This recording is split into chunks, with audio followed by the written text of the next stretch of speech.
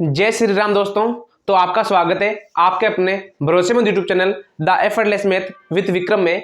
तो हम CTET previous year question पढ़ रहे थे और सीटेट प्रीवियस ईयर क्वेश्चन में हमने लगभग कितने पार्ट कर लिए, 13 भाग कंप्लीट कर लिए हैं। आज हम पढ़ने वाले अपना 14वां भाग और 13 भाग में हमने काफी चीजों के बारे में पढ़ा था। आज कुछ अलग सा प्रश्न आया है इसमें, जिसमें कुछ अलग प्रश्न जो पहले कभी नहीं आया होगा आपके पास 13 पार्ट के अंदर। ठीक है, तो इस अलग से क्वेश्चन में क्या पूछ रहा है देखते हैं। इसके दो आंसर हो सकते हैं, दोनों आंसर आपके ऑप्शन में जरूर मिलेंगे, लेकिन थोड़ा प्रश्न पढ़ते टाइम थोड़ा सा आपको सावधानी बरतने की जरूरत है, क्योंकि प्रश्न क्या पूछ रहा है वो बताना है। इसमें पूछ रहा है एक तो विभिन्न अभाज्य गुणनखंडों की संख्या।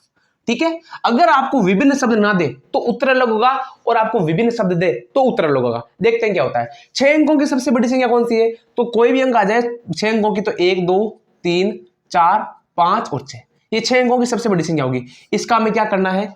वर्गमूल ज्ञात, सॉरी ये गुणनखंड याद कर लो। सबसे पहले 3 का भाग दो, 3 3 3 3 3 और 3 चला गया। फिर 3 का भाग दो, 1 1 1 1 1 1।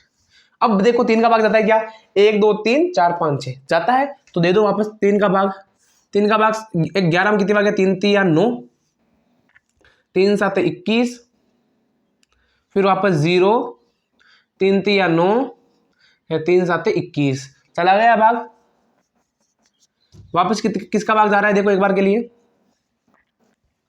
अब भाग जा रहा है 7 3 10, 7 3 10, 3 का नहीं जा रहा है, 5 का नहीं जा रहा, 7 का देखो। 7 कम 7 30, 2 7 2 14 6, हाँ 7 का भाग जा रहा है। ठीक है, तो 7 कम 7, 7 का भाग कितनी बार जाएगा इसमें? 7 5 35, 7 2 14, 7 9 63, 7 एकम 7। वापस देखो 7 का भाग जा रहा है क्या? 7 का भाग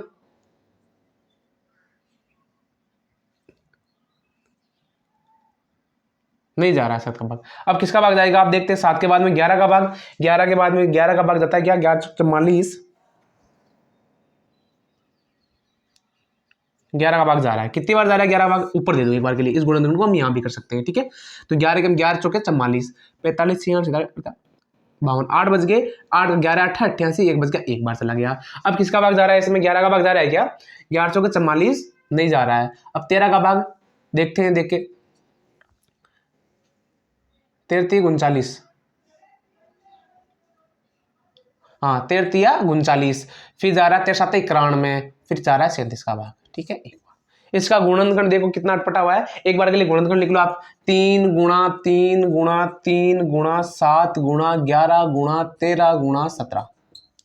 अगर आपको सिर्फ ये विभिन्न शब्द ना दे और पूछे अभाज्य गुणनखंडों की संख्या कितनी है, तो 1 2 3 4 5 6 7 कितने हो जाएंगे? उत्तर 7 होगा। जब आपको विभिन्न शब्द ना दे और विभिन्न शब्द दे दिया, तो इसका मतलब है 3 को क्या हो गया? 3 की घात 3 गुणा 7 गुणा 11 गुणा 13 गुणा 17।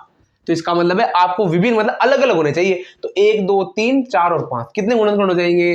5। इसका फाइनल आंसर कितना आ जाएगा हमारे पास? 5 जाएगा। अगर विभिन्न शब्द ना दे तो अलग होगा, और विभिन्न शब्द दे तो उत्तर अलग होगा। ठीक है, तो दूसरा प्रश्न देखो ऐसा ही। यदि 8 अंक की संख्या, कितने अंक की संख्या? 1 2 3 4 5 6 7 8 88 से विभाज्य है, तो x माइनस वाई का मान ज्ञात करना है। तो 88 से विभाज्य का मतलब है 88 को गुणनखंड करो एक बार के लिए। इसको हम क्या लिख सकते हैं? 8 गुणा 11। तो इसका मतलब 8 का और 11 का विभाज्यता का नियम आना चाहिए। ठीक है, तो इसमें नियम क्या होता है कि 8 का विभाज्यता नियम होता है कि अंतिम 3 अंकों में किसका भाग जाना चाहिए? 8 का भाग।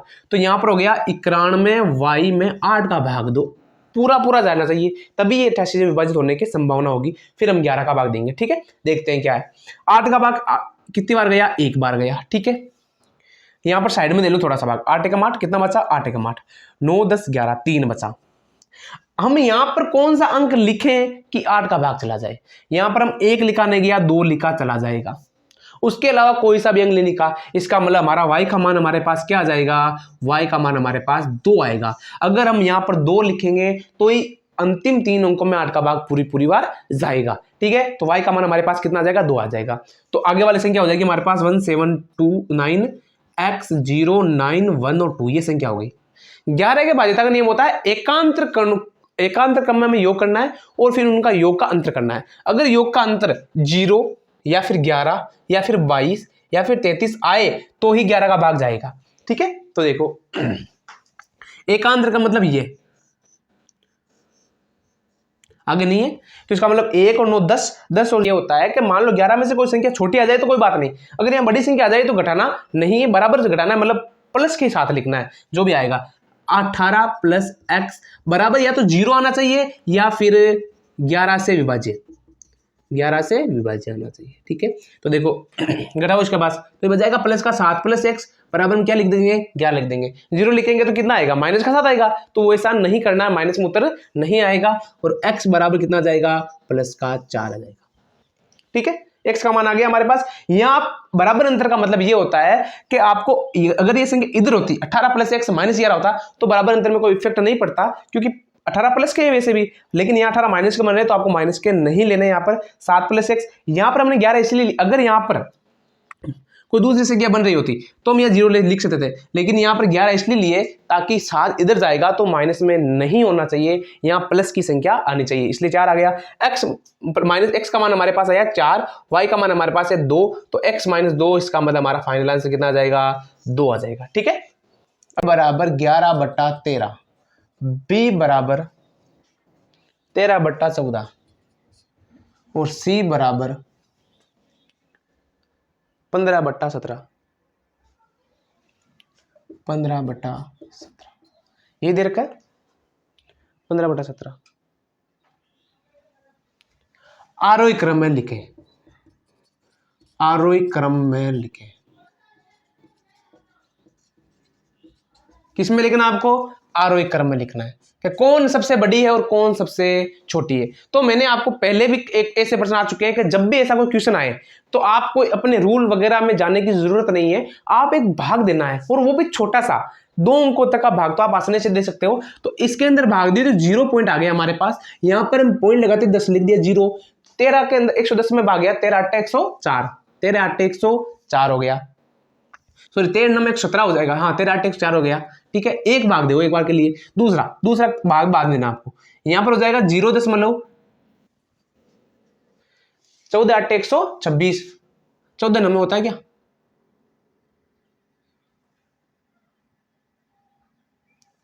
14 नंबर 9 चौक 36 हासिल लगा 3, 14 नंबर ये हो गया 9, आगे भाग दो, इसका भाग गया 0 बार 17 से 17 7 19 17 8 136 70 9 153 17 8 ये पर हो जाएगा, ये हो गया हमारे पास। इसका मतलब ये तो सबसे बड़ी हो जाएगी।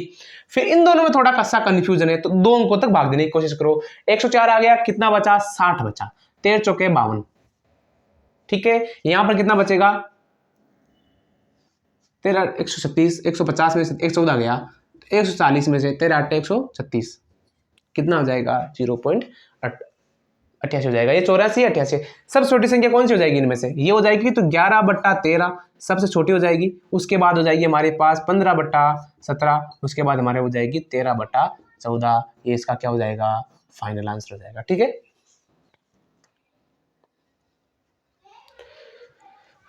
एक 134 नंबर क्वेश्चन, ऐसा कोई सा भी क्वेश्चन आए उसका आरोही क्रम में लिखना हो तो आप भाग देके सरल करो, बहुत ही आसानी से सरल हो जाएगा। तो 134 नंबर का क्वेश्चन हमारा क्या कह रहा है कि हमारा क्वेश्चन है 0.139 0.139 प्लस 0.75 0.75 प्लस 2.105 माइनस 1.001 गुणा 1.1 बराबर 2 माइनस के है, तो के का मान, तो के बराबर ज्ञात करना। सॉल्यूशन देखो इसका क्या होता है, आपको करना क्या है, दिए गए समीकरण को सरल करना है और के का मान ज्ञात करना है। तो सबसे पहले इसमें गुणा है, ये वाला पक्ष सरल कर सकते हो आसानी से, फिर गुणा करना है और घटाना है। तो ये वाला सरल करेंगे तो क्या हो जाएगा 3 अंकों तक, ये क्या दशमलव के बाद में, यहाँ पर 3 अंक नहीं तो 3 लगा लो, ये 5 5 9 5 14 के 4 हासिल लगा 1 3 5 3 8 1 9, फिर ये 7 1 8 1 9, फिर इधर हो जाएगा 2 दशमलव ये वाला, फिर माइनस, इन दोनों को आपस में गुणा करना है। तो आपको किसी भी संख्या को 11 से गुणा करने के लिए सबसे पहले करना क्या है, वो संख्या लिख दो आप है जैसे, पॉइंट दशमलव भूल जाओ, 11 से गुणा करना है तो आपको करना कुछ नहीं, दी गई संख्या को एक अंक छोड़ के वापस वैसे की वैसे लिख दो 1011। अब दशमलव कितने अंक के बाद में, यहाँ पर 3, यहाँ पर 1, 4 अंक के बाद में 1 2 3 और 4, यहाँ पर ये हो जाएगा, तो हो जाएगा माइनस का 1.1011, फिर ये हो जाएगा 2 माइनस के। ठीक है, ये हो गया। इन दोनों को आपस में घटाओ एक बार के लिए, घटाएंगे तो ये 4 तक है, यहाँ पर क्या हो जाएगा 1 10 जीरो लगा दो, क्योंकि दशमलव के इधर 4 अंक है, तो यहाँ बच जाएगा हमारे पास 9, यहाँ क्या बच जाएगा 9 बच जाएगा। 4 में से फिर 3 में से 1 गया, कितना बचा 2 बचा, 3 में से 1 गया 2 बचा, फिर यहाँ पर 9 बच जाएगा, फिर यहाँ पर 8 बच जाएगा, यह 1 बराबर हो जाएगा 2 माइनस के इधर ले आओ, 2 को उधर भेज दो, सॉरी इसको बस संख्या को, तो 2 माइनस 1.8929, इस संख्या को आप इधर के लिए घटा लो, 1 2 3 4 घटाना आना चाहिए आसानी से, दशमलव में गलती हो सकती है तो आराम से घटा लेना। यहाँ पर हो जाएगा हमारे पास 1, यहाँ 9 में से 2 गया 7, 9 में से 9 गया 0, 9 में से 8 गया 1, यहाँ हो जाएगा 0, तो ये उत्तर आ जाएगा हमारे पास 0.1071, ये इसका क्या हो जाएगा फाइनल आंसर हो जाएगा। ठीक है, तो ये आप कोशिश ये करते रहना, आप दशमलव में गलती ना हो। जब भी आपके दशमलव में यहाँ पर 3 अंक दे रखे हो, जहां पर 2 बन रहे हैं तो आप 0 लगा सकते हो, पीछे 0 लगा सकते हो, इसके आगे 0 नहीं लगाना, पीछे कितने भी 0 लगा सकते हो। यहाँ पर हमने देखो 3 4 0 लगा के इसको सरल किया है, बिना 0 के सरल नहीं होगा। तो अगला 134 नंबर क्वेश्चन है, हो गया 135 नंबर क्वेश्चन, 135 नंबर क्वेश्चन यहीं पर हो जाएगा, देखते हैं क्या कहता है। 135 नंबर क्वेश्चन है, ए बराबर दे रखा आपको 3/4 व बी बराबर दे रखा आपको, ए भी माइनस का दे रखा, वो माइनस का 3/4, 5/6, 5/6, निम्न में से कौन ए व बी के बीच नहीं है, निम्न में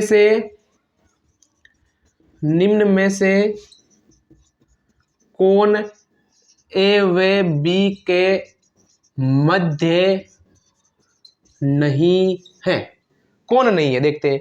तो आपके पास जो उत्तर दे रखा है, ए के अंदर दे रखा क्या दे रखा है, माइनस का 2/5, बी इसका क्या आंसर दे रखा है, माइनस का 7/9, सी के अंदर क्या आंसर दे रखा है 0, डी के अंदर क्या आंसर दे रखा है माइनस का 1/2। तो मैंने आपसे पहले ही कहा था, जब भी कोई ऐसा क्वेश्चन आ जाए तो आपको क्या करना है, पहले इसको पॉइंट दशमलव के रूप में लिख लो और इनका भी दशमलव रूप बना लो, जो भी इनके बीच में नहीं है वो सही हो जाएगा। तो देखते हैं, इसको दशमलव रूप बनाओ, 2 अंकों तक कर लो आप। 4 का भाग 30 में कितनी बार गया, माइनस में आएगा ये, 4 का भाग 30 में कितनी बार गया 8 बार, 4 7 28, 7 बार गया 4 28, 2 बचे, 4 5 20। ठीक है, ये वह इसमें भाग दो आप, 0.50 में गया, 6 8 48, 2 बच गया, 36 18, ये आ गया।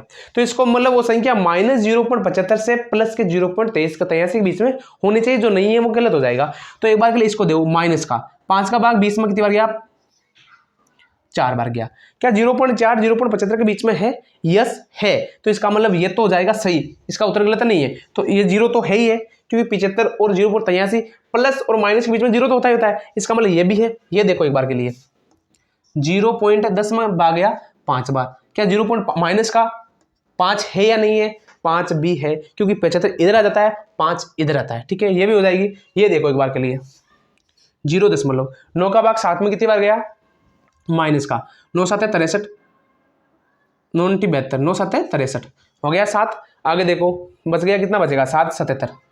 अब एक बार के लिए देखो 0.77 आ रहा है, यहाँ पर 0.75 है, तो 0.75 के इधर की तरफ आएगा, क्यों माइनस में दे रखा हमारे पास, प्लस में नहीं दे रखा है। तो प्लस में हम संख्या रेखा पर कोई भी संख्या प्रदर्शित करते हैं। तो एक बार के लिए देखो यहाँ पर अगर 0 है, यहाँ पर -1 है, तो -2 है, माइनस का 3 है, ऐसे करते हैं। तो इसका मतलब -1 -2 -3 है, तो माइनस का 75, माइनस का 76, माइनस का 70, ऐसे होगा। तो इसका मतलब 77 किधर आ जाएगा, इसकी इधर तरफ आ जाएगा, इनके बीच में नहीं आएगा। तो हमारा आंसर तो यही हो जाएगा, लेकिन ये गलत है। मतलब इसके अकॉर्डिंग तो सही हो जाएगा उत्तर के अकॉर्डिंग, लेकिन ये 0.75 के क्या आ रहा है, बाईं ओर आ रहा है। ठीक है, तो हमारा कौन सा क्वेश्चन हो गया 135 नंबर, 4 व 125 है क्या, 12.5 गुणा 10 की घात -6 के गुणनफल को मानक रूप में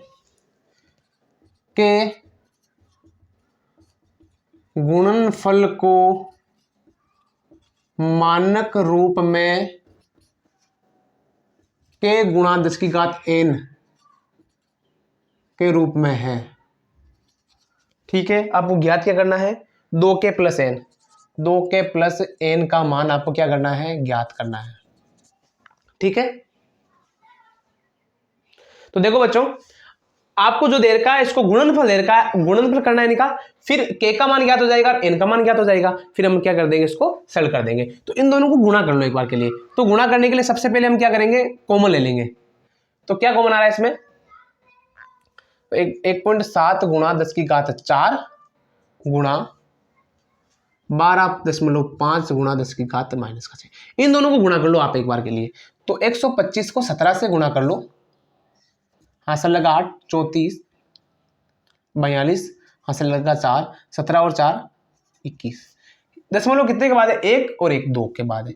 तो ये हो जाएगा 21.25 गुणा, इन दोनों को जोड़ेंगे तो घात तो क्या हो जाएगी, माइनस की हो जाएगी, -2 हो जाएगी। ठीक है, अब हम दशमलव को एक कदम इधर ले रहे हैं तो घात क्या हो जाएगी, 1 प्लस में हो जाएगी यहाँ पर। तो 2.125 गुणा 10 की घात -2 प्लस 1 क्या हो जाएगा, 2.15 गुणा 10 की घात -1 किसके बराबर दे रखा हमें, k गुणा 10 की घात n के बराबर। तो हमारे पास k का मान क्या आ जाएगा, k का मान हमारे पास आ गया 2.12 व n का मान आ गया हमारे पास -1। ये दोनों मान हमारे पास आ गए हैं। तो इस समीकरण में लिखना हमें, तो 2 गुणा 2.125 प्लस का या -1 कोष्टक हो जाएगा, इनको गुणा करो, 5 10 हासिल लगा 1, 2 5 2 ये हो जाएगा 4, -1 करो, ये हो जाएगा 3.25। ये हमारा क्या आ जाएगा, फाइनल आंसर आ जाएगा। ठीक है, ये हमारा क्या आ जाएगा, फाइनल आंसर आ जाएगा। आपको करना कुछ नहीं है, दोनों समीकरणों को गुणा करना है। यहाँ पर माइनस का दोष लिए हुआ क्योंकि आधार समान है, घातें जुड़ेगी तो 4 और माइनस से -2 होता है। फिर हमने दशमलव को एकदम इधर की तरफ आगे, मतलब 21 को हमने क्या बना दिया, 2 बना दिया। तो इसको 21 को 2 बनाया तो 1 0 क्या आ जाएगा, कम हो जाएगा यहाँ पर।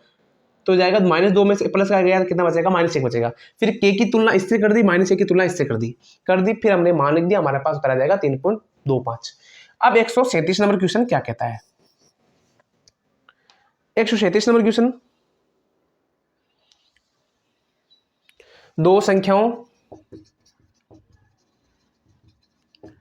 3:2 संख्याएं 3:5 के रूप में है। किस रूप में है, 3:5 के रूप में है। प्रत्येक संख्या में 12 जोड़ा जाए तो अनुपात, प्रत्येक संख्या में 12 जोड़ा जाए तो अनुपात, प्रत्येक संख्या में 12 जोड़ा जाए तो अनुपात 5:7 हो जाता है, 5:7 हो जाता है। दी गई दोनों संख्याओं का योग, दी गई दोनों संख्याओं का योग ज्ञात करें। सबसे पहले इस प्रश्न में आपको ऑप्शन देने की जरूर दूंगा मैं, क्योंकि एक प्रश्न ये ऑप्शन से होने वाला प्रश्न है। बी क्या दे रखा हमारे पास, 56 32 40, 56, सी दे रखा है 32 और डी दे रखा है 40। देखो बच्चों, ये एकमात्र ऐसा प्रश्न है जो मैं दोनों तरीके से कर सकता हूं, ऑप्शन से भी हो जाएगा, ये बहुत आसान होगा ऑप्शन से। लेकिन अगर प्रश्न में आपको अगर योग दे तो आपको अनुपात का योग करके सरल करना है, अगर ऑप्शन में आपको गुणा दे तो अनुपात का गुणा करके सरल करना है, अगर आपको ऑप्शन में वर्ग दे तो अनुपातों का वर्ग करके सरल करना है। ऐसा नहीं कि आप हर बार योग कर दोगे, नहीं करना है। तो दी गई दो संख्या 3:5 के रूप में दी गई है, ठीक है। प्रत्येक संख्या में 12 जोड़ा जाए तो अनुपात क्या हो जाना चाहिए, 5:7 हो जाता है। तो आपको संख्याओं का योग याद करना है, तो संख्या दे रखी है वही याद करना है। तो एक बार के लिए योग दे रखा है तो इन दोनों को जोड़ो, 5 और 3 कितने होते हैं, 8 होते हैं। अब आप ऐसी संख्या बताओ जिसमें 8 का भाग जाता है, 8 का भाग इसमें भी जाता है, 8 का भाग इसमें भी जाता है, 8 7 56, 8 का इसमें जाता है, इसमें जाता है, तो इसका मतलब पहले ऑप्शन से कोई भी ऑप्शन कैंसिल नहीं हो रहा है, तो सरल कर दो। फिर इन दोनों 12 जोड़ा जाए तो अनुपात 5:7 हो जाता है, तो इनमें 12 जोड़ो, कितना हुआ 60 हुआ। क्या 60 में इन दोनों का योग का भाग जा रहा है, 7 5 12, 12 का भाग 60 में जा रहा है, तो इसका मतलब एक ऑप्शन ये हो सकता है एक बार के लिए। फिर 56 में हम कितना जोड़ो, 12 जोड़ो, 6 और 2 8, 5 और 1 6, क्या इसमें 12 का भाग जा रहा है, नहीं जा रहा है, तो इसका मतलब हमारा ये ऑप्शन क्या हो जाएगा, गलत हो जाएगा। इसमें 12 जोड़ो, 2 और 2 4, 3 और 1 4, क्या इसमें 12 का भाग जा रहा है, नहीं जा रहा है, तो इसका मतलब हमारा ये ऑप्शन गलत हो जाएगा। इसमें 12 जोड़ो, क्या इसमें 12 का भाग जा रहा है, नहीं जा रहा है, तो इसका मतलब हमारा ऑप्शन, ये भी ऑप्शन क्या हो जाएगा, गलत हो जाएगा। हमारा फाइनल आंसर क्या आ जाएगा, यही आ जाएगा। ठीक है, करना कुछ नहीं है, जो दे रखा है उसको सरल करो, फिर 12 जोड़ने के बाद उससे विभाजित होता है, तो इसका मतलब 12 जोड़ो, उसके बाद 12 का भाग दो। 12 का भाग क्यों दिया हमने, क्योंकि इनका अनुपातों का योग ही तो दे रखा है, दोनों संख्याओं का योग, तो दोनों अनुपातों का योग से भाग दिया। अगर दोनों अनुपातों का गुणनफल होता तो दोनों अनुपातों को गुणनफल का भाग देते। ठीक है, अब इसको सरल कैसे करते हैं, बेसिक रूप से। तो माना संख्या क्या होगी, x के रूप मान लो, तो 3x बटा 5x हो गई, क्या जोड़ा 12, तो +12 +12, क्या हो जाएगा अनुपात 5:7। सरल कर लो इसको, यही उत्तर आएगा हमारे पास। तो देखो एक बार के लिए 7 7 ये 21x + 12 84 बराबर 25x 12 5 की 60। ठीक है, फिर 25 इधर आ गया तो ये हो जाएगा, ये इधर चला गया और ये इधर आ जाएगा, तो हो जाएगा 4x बराबर 60 में 84 गया, कितना बचा 24 बच जाएगा, और x बराबर कितना आ जाएगा हमारे पास 6 आ जाएगा, x का मान 6 आ जाएगा। अनुपातों का योग कितना हो गया, 3 और 5 8, अनुपातों का हो जाएगा 8x, x का मान हमारे पास कितना आया 6, तो 8 × 6 बराबर कितना हो जाएगा 48, हमारा क्या हो जाएगा फाइनल आंसर। तो जो प्रश्न आपके ऑप्शन सरल हो रहे, तो वैसे प्रश्नों का ऑप्शन से सरल करने की कोशिश करना। तो हमारे 137 क्वेश्चन हो गए। किसी वस्तु का अंकित मूल्य, किसी वस्तु का अंकित मूल्य 840 रुपए है, 15% छूट देकर 15% छूट देने पर 19% का लाभ कमाता है, तो क्रय मूल्य ज्ञात करें। देखो बच्चों, ये लाभ आने वाले प्रश्न है, थोड़े से कठिन हो सकते हैं, लेकिन ज्यादा कठिन नहीं है प्रश्न।